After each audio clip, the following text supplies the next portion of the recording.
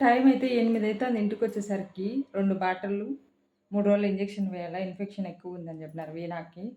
ఆమె study hour కూడా ఉండలే. ఈరోజు ఇంటికొచ్చింది. 3 రోజుల నుండి జ్వరం వస్తుంది. ఇంతకుముందు వారం నుంచి 2 నెలల నుంచి అనుకో జ్వరం ఆమెకి. ఈ నెలలో 3 సార్లు జ్వరం, 3 సార్లు బ్లడ్ టెస్టు, 3 సార్లు బాటిల్లు, ఇంజెక్షన్లు. ఎక్కువ వాటర్ తాగమంటే అస్సలు తాగదనమాట. ఈరోజు నాగుల చవితి పండగ కదా! పొద్దున చేసిన దీపం కూడా పెట్టలే ఇప్పటికి. పిల్లలకి అన్నం ఆకలైతుందంటే ఒక బావ బియ్యం అడిగిన. పొయ్యి మీద పెట్టాను.